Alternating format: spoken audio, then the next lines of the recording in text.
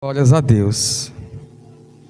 Mateus capítulo 13, versículo 44.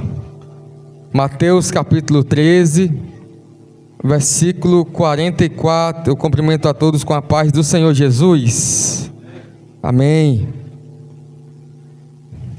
Mateus 13, 44 diz assim a palavra do Senhor. Mateus 13, 44.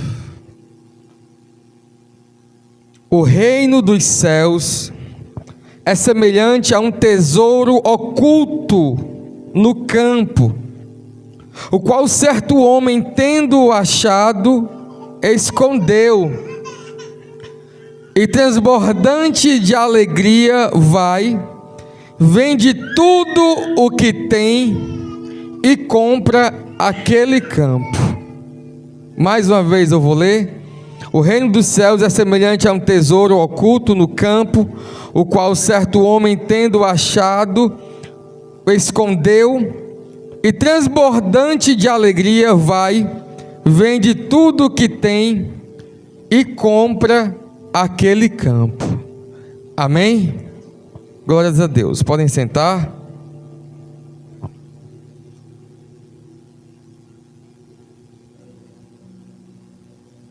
Glória a Deus. Nós estamos nessa saga das parábolas de Jesus, e são 40, né, irmãos? Então, no começo, né, você começa a contar, mas chega um momento que você perde a conta, não sabe quantas já foi, quantas ainda faltam. Eu sei que falta mais da metade, muito. É muita coisa, né? Nós vamos até, acho que é setembro. As parábolas vai até setembro, né? Então, é bom assim, porque o pregador não falta palavra, né? Ele já sabe que vai pregar o ano todo, praticamente. E tudo relacionado ao reino de Deus e as palavras de Jesus para nós é importante.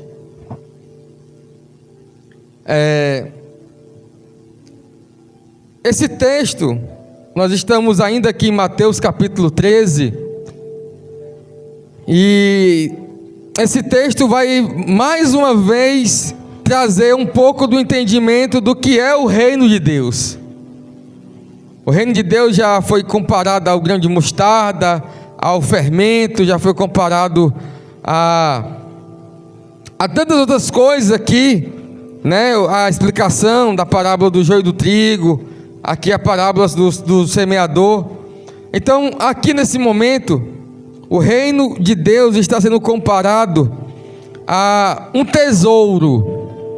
Se nós olharmos, nós vamos ter aqui duas parábolas que são gêmeas, ou pelo menos irmãs.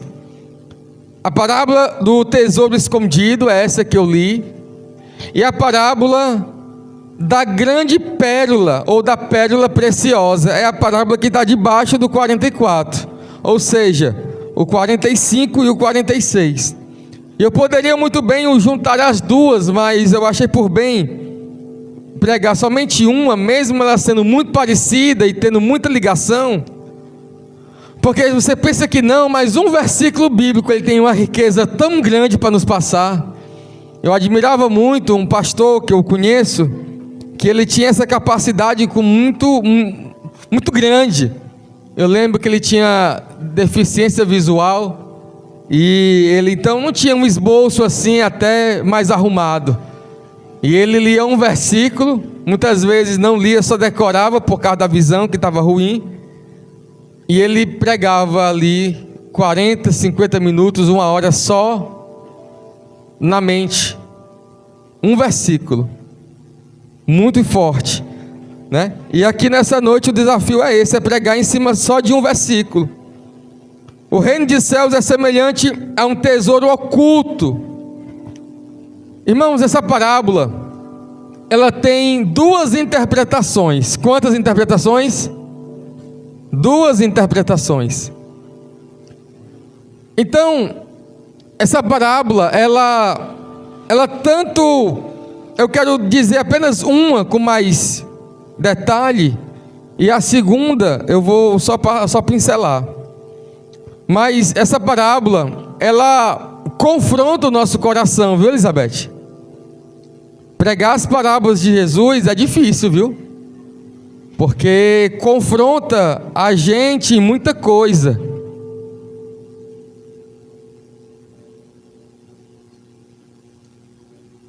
Tá só esperando a água chegar mesmo. Sei que tá grande.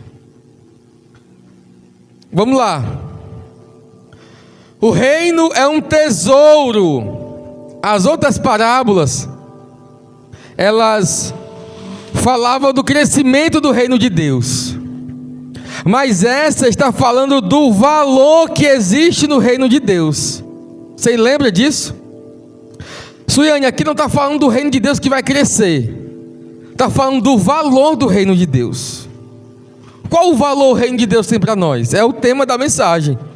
O tema da mensagem é: quem encontrou o tesouro não teme entregar nada.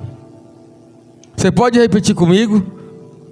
Quem encontrou o tesouro não teme entregar nada.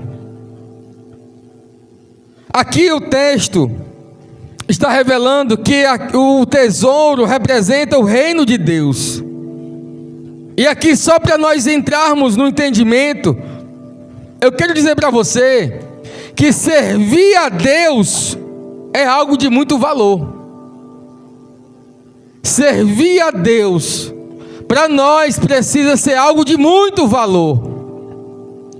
Nós não temos que levar o evangelho ou servir a Deus como um fardo, de vir à igreja como uma obrigação, jamais.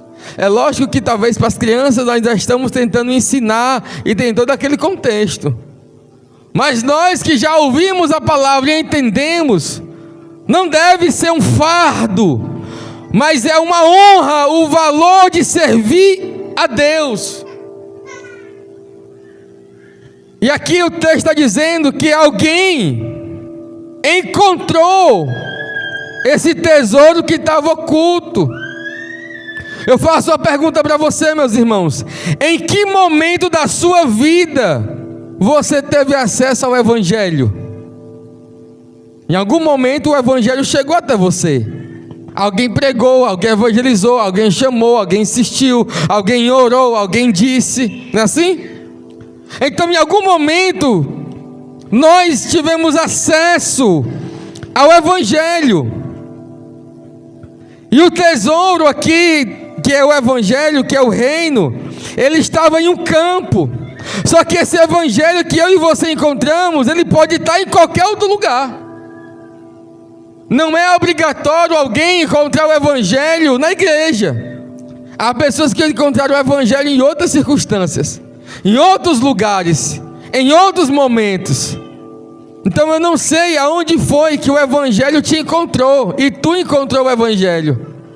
Mas houve um ponto de partida em que você tinha uma vida comum e agora você dá de cara, se encontra com esse tesouro que antes estava oculto. Eu não tenho lembrança de como seria a minha vida, eu não imagino e não lembro como ela seria antes do evangelho, porque eu fui para a igreja muito cedo. Então eu não tenho essa noção. E eu acho estranho as outras pessoas caminharem e viverem uma vida normal, sem ter nenhum tipo de percepção e de entendimento da palavra. Eu acho muito estranho, porque isso para mim nunca foi realidade. Desde quando eu me entendo, eu lembro da minha vida, eu só consigo lembrar ela a partir da igreja, a partir do culto de jovens, a partir dos encontros, do retiro. Então a minha mente só consegue pensar a partir disso.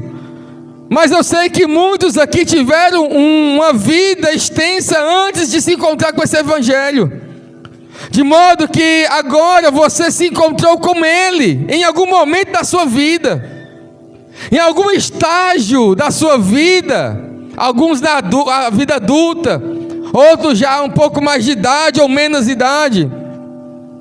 A verdade é que toda existência ela é comum e sem propósito se alguém não teve encontro com o evangelho.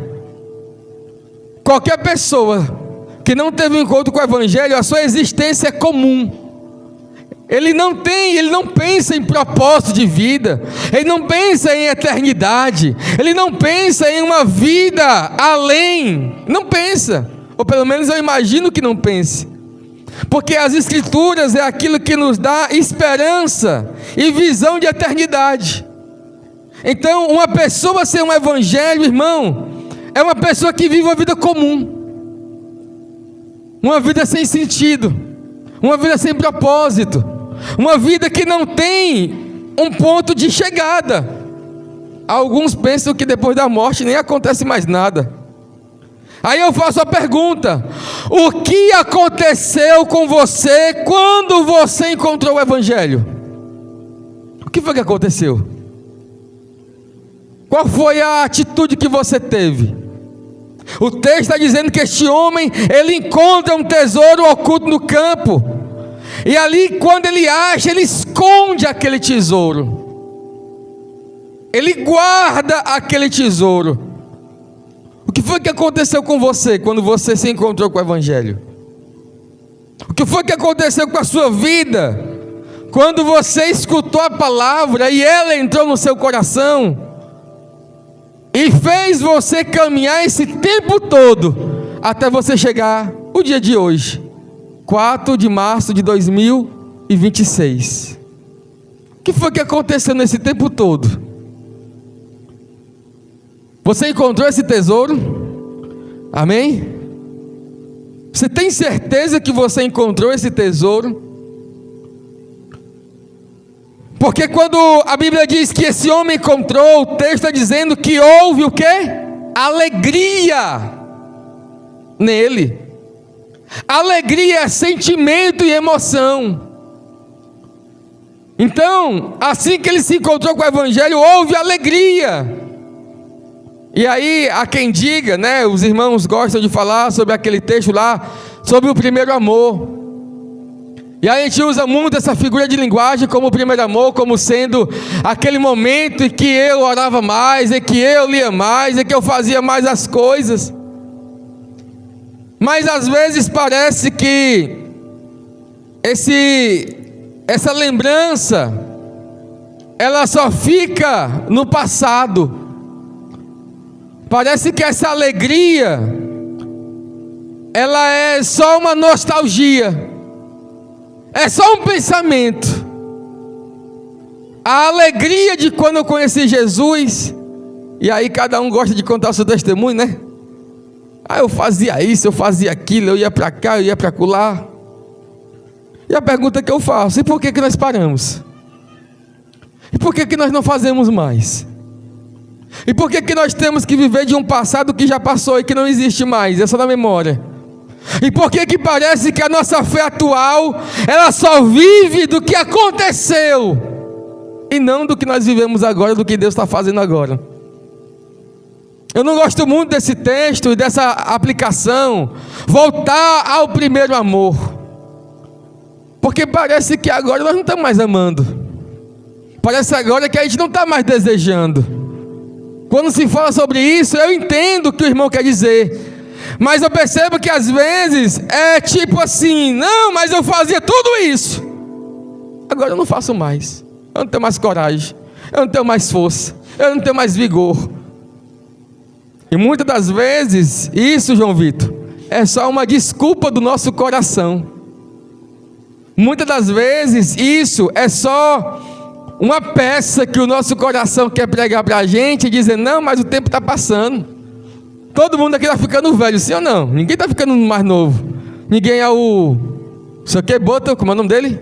Benjamin Button, que ele nasceu velho e morreu novo. Não, todo mundo está envelhecendo, mas isso não é desculpa para o reino de Deus.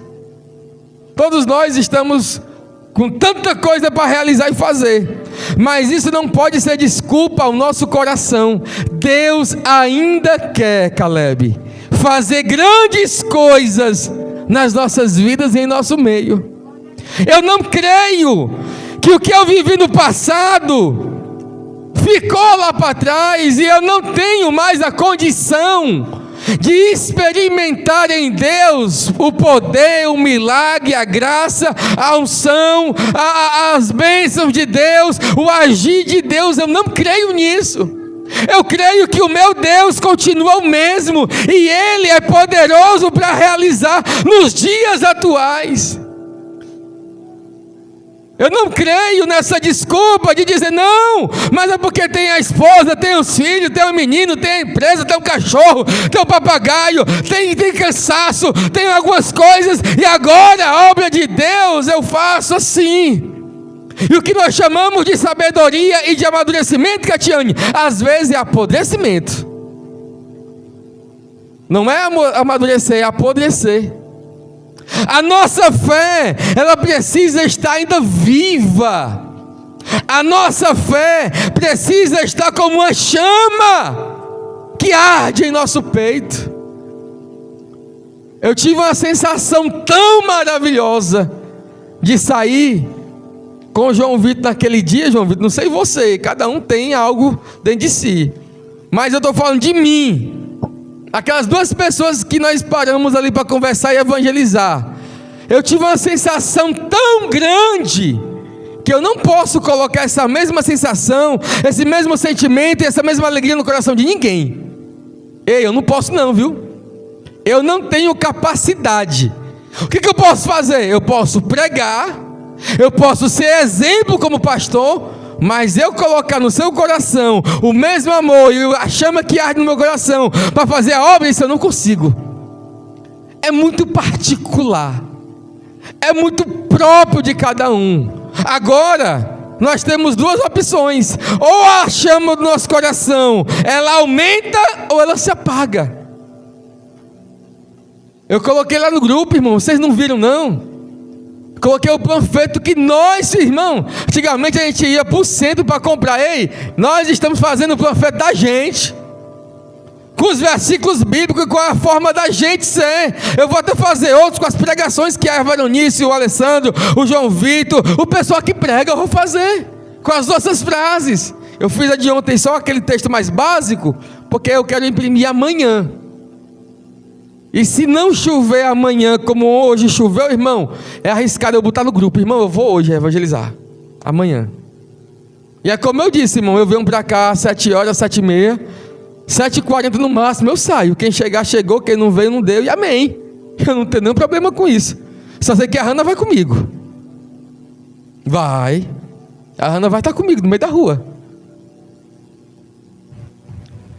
Irmãos, a nossa fé não pode ser uma fé de museu, igual as medalhas, está lá, né, empenduradas as medalhas, mas ali já passou, tem que ganhar mais novas medalhas, tem mais coisa para fazer. Não é ficar lá com aquela foto lá, quando eu tinha 10 anos, quando eu tinha 15 anos, quando eu era assim, quando eu fazia assim. Não, irmão, ninguém morreu não, nós estamos vivos, e somos nós que o Senhor quer levantar, para nós fazermos a vontade do Senhor. Houve alegria no coração daquele homem, e essa alegria, ela precisa permanecer no nosso coração até os dias de hoje. Não importa o seu tempo de fé.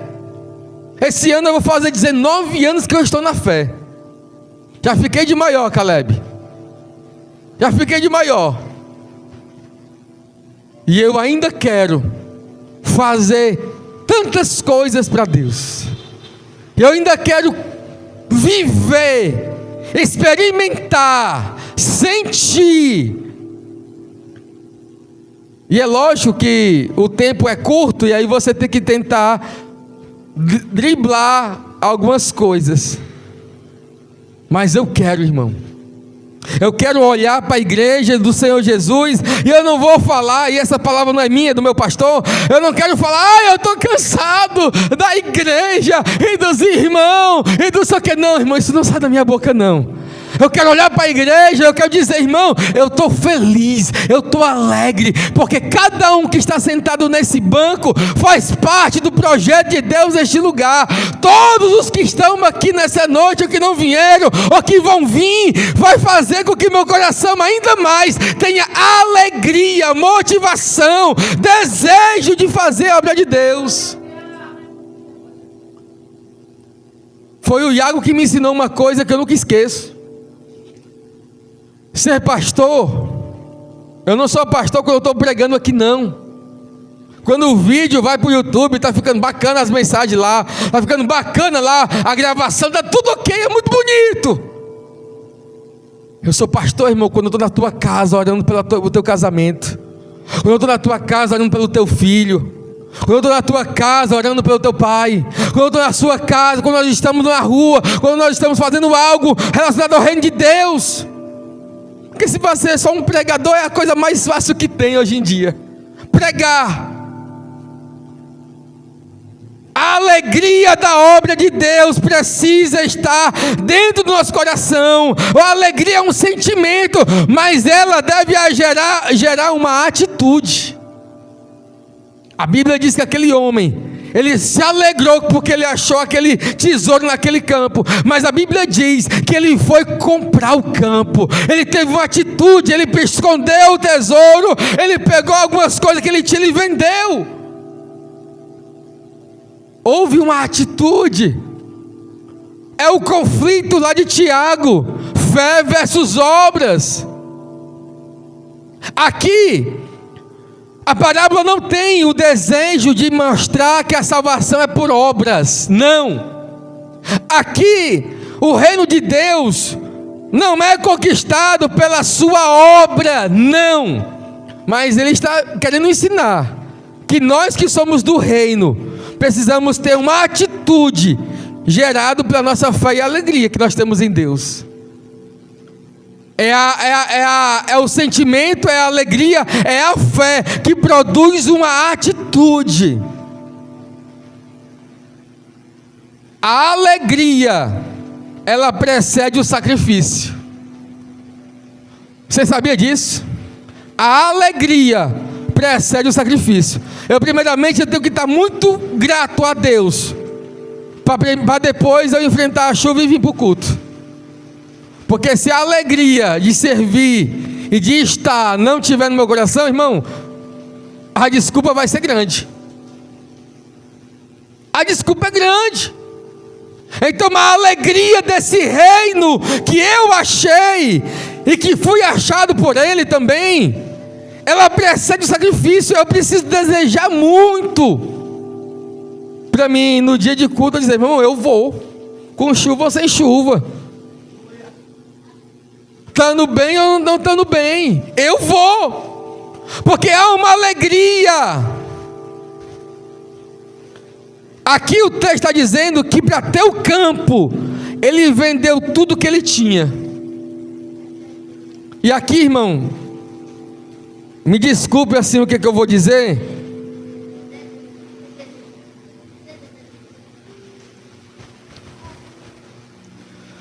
mas até onde a gente consegue ir, Samuel? Pela nossa fé. Até onde? Irmãos, olha para cá, todo mundo, preste atenção na coisa que eu vou dizer. A Bíblia diz que esse homem, ele encontrou o tesouro. A Bíblia diz que esse homem vendeu tudo que tinha para comprar o campo que tinha o tesouro. Tudo, ele vendeu tudo. Você imagina você receber uma proposta. Vamos lá, Kátia, eu quero que você venda tudo que você tem e você vem aqui para São Paulo. Mas você chegando em São Paulo, eu tenho uma garantia para você. Eu vou lhe dar um emprego de 20 mil reais e você vai ter aqui casa, moradia e tudo que você precisar. Você vai ou não vai? Vai. Mas você só vai se você tiver certeza. Porque não é só para você ir, é para você vender tudo, desfazer de tudo, abandonar tudo. E você só vai conseguir aceitar a proposta se você tiver uma certeza que chegando lá não é pegadinha. Quantos de nós já passamos por frustrações de alguém que jurou que ia fazer uma coisa e não fez? de alguém que jurou que ia ajudar e não ajudou. Alguém que disse, de pé junto: não, eu vou, vai dar certo, nós estamos aqui, nós vamos fazer, nós vamos ali. E quando de nós já se frustrou? Tu imagina esse homem, ele vai chegar em casa, ele deve ser casado, sei lá, tem filhos. Imagina eu chegando em casa, Catiane. Ixi, aí não dá mesmo não. Ah, João Vitor chegando em casa: Veronice, é o seguinte, vamos vender o carro. Vamos. Peça demissão lá na sua empresa, lá que você fez o contrato de 5 anos, foi? Peça demissão. Eu vou ligar lá para Jardim também lá do meio, eu vou pedir demissão agora. Vou quitar lá a casa lá, eu não sei como é a casa de vocês, mas vou fazer o que é para fazer. Se for próprio eu vendo, se não for próprio alugado, eu encerro o contrato. Mas nós vamos ter que vender tudo, porque eu achei uma coisa que vai suprir toda a nossa necessidade. Mas para me ter esse negócio, eu preciso vender tudo, para dar tudo, comprar o campo, e lá no campo eu acho o que eu quero, o tesouro. Como é que seria a reação dela? Ou sua, ou nossa? Qualquer pessoa vai dizer que é loucura. Ninguém tem coragem de abandonar nada assim não, irmão. Ninguém é doido não. Mas a proposta do Evangelho é diferente. A proposta do Evangelho é que esse reino que alguém encontra é algo tão surreal, tão incrível, que ele não tinha alternativa. Ele ficou louco, ele ficou maluco, ele ficou desesperado, ele ficou fanático. Como alguns vão dizer: eu tenho que pegar, eu tenho que comprar, eu tenho que ir lá. Mas ele só conseguiu fazer isso porque ele tinha uma certeza que o que ele daria era infinitamente menor do que aquilo que ele encontrou. Talvez a gente não consiga se entregar por inteiro porque a nossa fé ainda tem dúvida. A gente sabe que do outro lado tem salvação e vida eterna porque está escrito, mas talvez a gente ainda tenha dúvida porque ninguém quer morrer aqui. A gente sabe que a salvação em Cristo, a vida com Deus, a caminhada com Deus é maravilhosa, mas nós ainda temos as nossas reservas, nós ainda temos os nossos pés atrás com o reino de Deus. A nossa fé, ela parece que ainda é uma fé incompleta, porque Jesus andando sobre as águas e o povo pensando que é um fantasma, olhando e perguntando: é tu mesmo, Jesus? Quem é? Aí tem um maluco que diz assim: rapaz, pô, deixa eu pelo menos botar o pé aqui, deixa eu ver se é tu mesmo. Aí isso aí tem coragem. Mas nós nem isso não tínhamos de fazer naquele dia. Parece que nós não encontramos esse tesouro. Nós vivemos como quem acha que é só bijuteria. Porque se nós tivéssemos encontrado esse tesouro na proporção que a parábola está dizendo, a nossa vida não era como a gente é hoje. Nós não seríamos como nós somos hoje. Nós não daríamos desculpa como nos damos hoje. Nós não colocaríamos corpo mole como nós colocamos hoje. Nós não seríamos. Eu não seria como eu sou hoje. A minha família não seria como é hoje. Essa palavra nos confronta no entendimento de que a renúncia, ela precisa ser até de quem eu sou, ou até daquilo que eu faço. Você já viu um homem apaixonado, que ele faz tudo por uma mulher? Na verdade eu não vou dizer apaixonado não, eu vou dizer doente.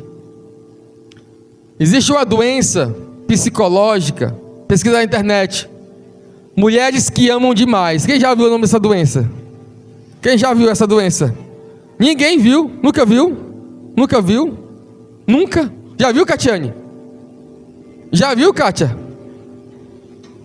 Mulheres que amam demais.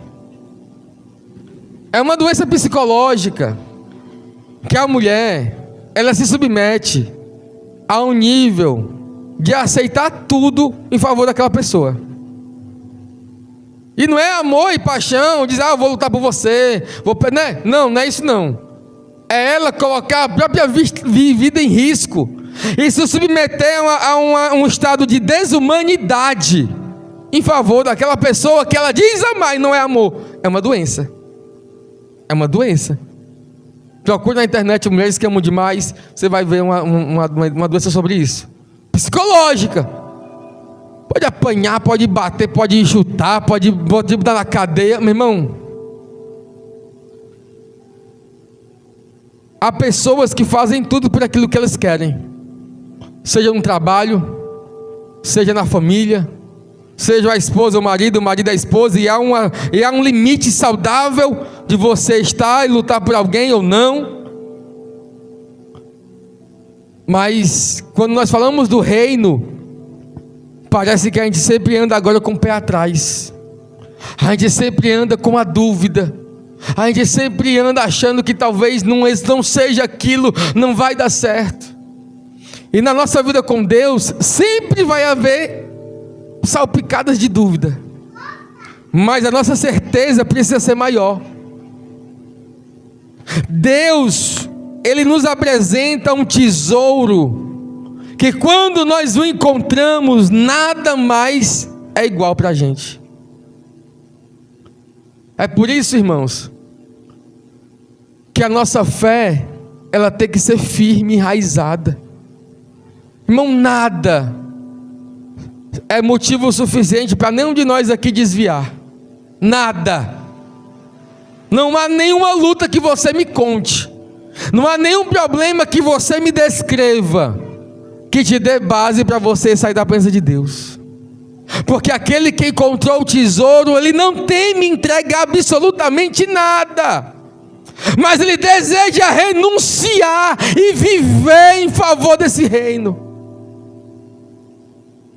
Eu preciso encontrar esse tesouro de verdade. Eu preciso me doar em favor desse tesouro que eu encontrei. E parece que a história do primeiro amor, ela é assim. No começo da fé é de um jeito, e agora já não é mais. Não há alegria no nosso coração, não há satisfação, não há desejo, não há paixão, não há renúncia. Porque o que antes nós chamávamos de renúncia, hoje nós chamamos de besteira. Exagero, desnecessário. Para que isso? Eu até preguei uma mensagem, meu Deus, qual foi a mensagem que eu preguei aqui? Como é que eu falei a frase? Para quem é grato, nada é exagero, tudo é alguma coisa. Eu preguei essa mensagem aqui, foi bem no comecinho. Deus, Ele deseja que nós venhamos amar esse tesouro que nós encontramos. Irmãos, Deus não me aceita do jeito que eu sou. Você sabia disso? Eu vou falar isso bem claro, com a melhor oratória que eu puder. Deus não me aceita do jeito que eu sou. Ele me ama, Ele não me aceita. O desejo dele é que haja em mim renúncia e transformação. Deus não me aceita do jeito que eu sou, porque se Ele me aceitasse, Jesus não precisava ter vindo. Porque a obra de Cristo, ela é salvífica, e a salvação tem a ver com transformação. Tanto Ele é o meu Salvador, como Ele é meu Senhor. Como meu Salvador, eu já preguei, Ele me salva, mas como meu Senhor, Ele me ordena a viver no seu reino. Deus não te aceita como tu é, Caleb. Ele te ama, mas não te aceita, porque amor não tem nada a ver com aceitação. Amor não tem nada a ver com passar a mão na cabeça de ninguém. Eu amo meu filho, eu amo meu marido, eu amo a minha esposa. Meu irmão, tem essa não. Se estiver errado, a palavra corta. A palavra corta. A palavra vai falar com cada um de nós. O texto está me revelando que este homem achou um tesouro, mas ele fez questão de comprar o campo. Ele não roubou o tesouro, ele comprou o campo em que o tesouro estava. Sabe por quê? Porque no reino de Deus não dá para entrar de forma ilegal. Você já viu festa que tem aquele antigamente chamava de penetra? Você já viu aquele homem chamado impostor? Já viu o impostor na televisão? Era um cara que ele chegava nas festas, ele tinha uma lábia tão boa que ele entrava nas festas só na conversa. Aí ele fazia os testes, ele entrou na São Paulo Fast Week, ele entrou num show do Michael Jackson, ele entrou em vários cantos que é impossível. O pessoal lá, tudo. E ele tinha uma forma tão assim malandra de conversar, é até engraçado. Ele disse uma vez, numa entrevista que ele teve agora, tava lá os guardas, né, os caba tudinho, segurança, obrigado. Aí deu a hora de que ninguém mais entrava, né, só que tinha o crachá e tudo. Aí o cara disse assim: ei, ninguém mais entra. Aí ele: ei, ninguém entra não, só a Fernanda. Entra aqui, Fernanda, ela pode porque a Adriana mandou. Aí nisso daí o cara achava que ele era alguém, porque ele falava com a segurança tão grande que o segurança ficava tipo assim, não tinha que achar, não tinha nada, mas tinha malandragem. Ei, ninguém entra mesmo não, mas fulano aqui, ele mesmo entrava, pronto. E aí o que ele fazia era exatamente isso, ele desafiava os eventos mais difíceis e ele conseguia entrar. Só que o reino de Deus não é assim não, irmão. O reino de Deus ninguém entra de forma ilegal. O reino de Deus não tem jeitinho brasileiro, não tem legalidade. Ele comprou o campo. Comprar o campo, sabe o que é, irmão? É o pacote completo. O reino que eu achei, ele traz consigo responsabilidade. O reino não me faz irresponsável. O reino não me faz viver e querer achar que é de qualquer jeito. Quando eu acho o tesouro, ele é maravilhoso, mas eu preciso comprar o campo. Eu não tenho um tesouro roubado, não é na malandragem, irmão. Há quem diga que o mundo é dos espertos. Fique para você, porque o céu é dos filhos.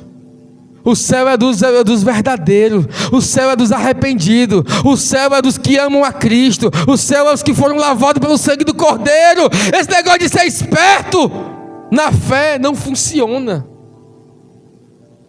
Deus não trabalha com expertise, Ele trabalha com verdade. É a verdade que nos dá acesso. Então o reino de Deus, para entrar nele, não dá para entrar de forma ilegal. O campo é a responsabilidade que eu devo ter dentro do reino de Deus. Eu preciso, irmão, e essa palavra ela bate nós tudinho aqui, viu, irmão? Eu sei que a orelhas está doendo, tá coçando, tá ardendo. Mas eu preciso entrar neste reino pela porta da frente que o Senhor Jesus abriu para mim e para você. Eu não quero mais falar da parábola. Eu quero só dar uma pequena aplicação, porque eu já expliquei a parábola. O tesouro é o reino. Nós achamos o tesouro. O campo ele comprou o campo, é a renúncia. Agora pensa comigo. Como é que alguém vendeu um campo com tesouro e não sabia? Como é? Como é que alguém vendeu um campo? Você tinha coragem de vender um campo que tem um tesouro e você não sabia? Você tinha coragem de vender um campo com tesouro? Como é que alguém vendeu um campo com tesouro sem saber? Irresponsabilidade, falta de conhecimento. Às vezes nós entregamos coisas valiosas de mão beijada. Às vezes nós entregamos coisas valiosas de mão beijada. E nem sempre é o diabo que rouba, é a gente que entrega. Não tem aquele louvor antigo: eu fui no terreno do inimigo e tomei tudo que ele me roubou. Irmão, o diabo não me roubou nada. Tem coisa que foi eu que entreguei, pela minha desobediência, pelo meu pecado, pelo meu erro. Ah, o diabo roubou. O diabo roubou o quê, irmão? Se tu é crente lavado pelo sangue de Jesus, como é que vai tocar na tua vida? Se para chegar em Jó ele pediu permissão a Deus. Como é que alguém vende um campo com tesouro sem saber? Eu não sei quem é esse homem, mas você começa a pensar e de repente esse homem, ele era um trabalhador que estava lá no campo, capinando, tratando. E aí ele, cavando, ele achou. Você sabe por que ele vendeu o campo, o dono do campo? Porque talvez ele ia para o campo e ele não estava tratado. Ele não estava bonito. Sabe aquele terreno baldio? Aquele terreno baldio que ninguém quer. E alguém olha por cima e diz, não tem nada. Não vale nada. E de repente alguém compra e acha lá petróleo. Lá perto da minha casa tinha um terreno que foi uma casa muito destruída. E ninguém dava nada. E aí a pessoa vendeu bem baratinho, eu acho. Bem baratinho. Porque era só um terreno cheio de mato. Tu vai saber onde é, Elizabeth. E aí uma pessoa chegou lá e comprou. Bem baratinho. E ele não fez nada, ele só botou um muro ao redor. E aí chegou uma companhia de eu não sei como é que diz, mas o cara quis alugar lá só o terreno, sem nada, por R$2.000, só para colocar uma antena na zona bem grandona. Como é que é o nome daquele ali? Eu não sei se é parabólica que dá esse nome. Uma torre. Só isso. Só isso.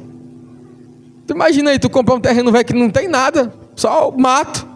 E alguém dizer, pai, eu vou te dar R$2.000 por mês, só para botar uma torre aqui, porque não vale nada para tu, mas tem espaço para mim. Eu não queria nada construído mesmo, eu queria só botar essa torre, que pro dono da torre é dinheiro, e pro cara que tem um negócio sem nada. Aí tu imagina quem vendeu. Bem baratinho o terreno, sem saber que valia R$2.000 por mês, mais de R$20.000 por ano, e por aí vai. Em 6 meses ele adquiriu o dinheiro que ele comprou o terreno, sem fazer nenhum esforço. A gente entrega as coisas porque a gente não vê valor nelas.